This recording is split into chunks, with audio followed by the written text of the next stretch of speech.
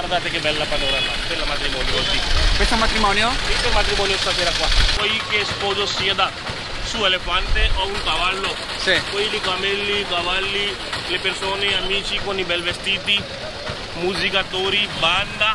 E spendono tantissimi soldi per fare i matrimoni, vero? L'affitto di quel palazzo solo per la notte più di come 50.000 euro. Euro. Sì, sì. Bene, andiamo? Bene. Andiamo. Cielo. No, come si dice? Cielo, Andiamo. cielo. Come fa una turbante, guarda. Come fa un turbante, come addossare un turbante. Very good. Yeah. Wonderful. Scorciatoia. Scorciatoia. C'è un cerimonia in tempio. Scarpe. Ah, le scarpe, le scarpe. Sì. Scusate che torniamo. Wow.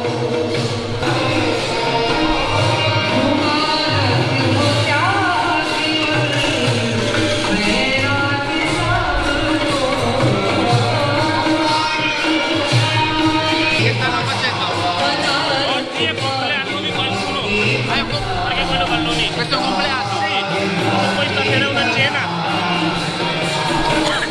Preparando per la cena.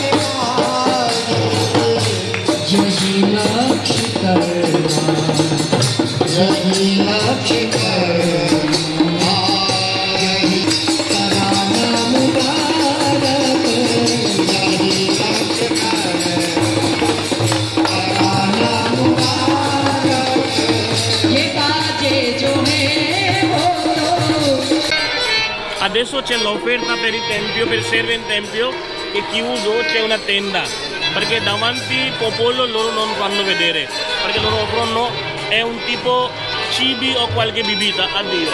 Oggi è il compleanno di qualcuno, sì, come che io spiegavo, sì, che per loro organizzano così come tipo un compleanno religioso. Adesso dopo che un'oretta vengono moltissimi, è una cena più di come 700 persone per 800 persone. Quella ragazza che ballava da tanti minuti fa sempre stancare, perché è un ipnotismo.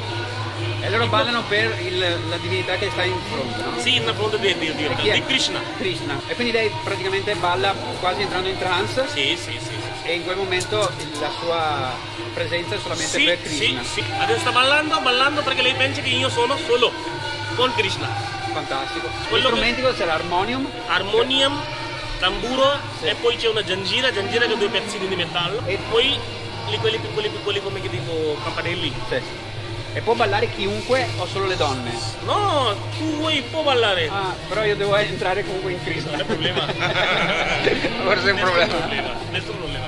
Come tipo Bibbia, sì, come che il nostro religioso indù abbiamo libri sacri, sì, come poema epico, Mahabharat, Gita, Ramayana, Mahabharat e poi Ramcharitmanas. Quelli libri che hanno diverse parti. Loro come scelgono prima che quale le parte oggi cantiamo. Quindi quei musicisti fin quando non finiscono il poema, sì, non finiscono di suonare. Non finiscono. La scelta del colore. Questo è un punto sacro dei Hindu. Sì. Quando entriamo in tempio di Krishna loro mettono un punto giallo, questo giallo da sandalo, con menta, perché sentiamo fresco. Ah sì? Quando entriamo in tempio di Dea, Durga, che loro mettono punto rosso. Ah, rosso. Tempio di Shiva, cenere. Il colore è legato? Sì, sì, perché Dio Krishna sempre aveva un vestito giallo, si chiama Pitambar. Pitambar che vuol dire colore giallo. C'è nostra un chakra. Sì. La chakra per controllare il chakra anche per prendere energia, perché quando mettiamo quello punto sentiamo molto bene, o la energia positiva. Wow. In quel momento non sentiamo niente le cose negative perché pensiamo solo che siamo qui come tipo in meditazione. Fantastico. Grazie. Grazie mille. Oh, dai.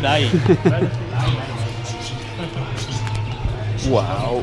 Allora, Raji, che è nostro amico, ci ha fatto un piacere, ci ha fatto questa cosa qua per il piacere. Però lui è veramente una guida di professione ed è la miglior guida di Jaipur. Grazie. Quindi adesso in sovraimpressione comparirà il suo nome con i suoi contatti e se venite qui a Jaipur lui è l'uomo giusto per voi. Grazie signori, grazie amici Federico, Andrea. Grazie a te di cuore. Spero che a presto perché il mondo è piccolo. Grazie Raji. Grazie a voi. Sullo sfondo di questa città tranquilla. Grazie anche a voi. Vi lasciamo. Grazie anche a voi. Ciao. Ciao.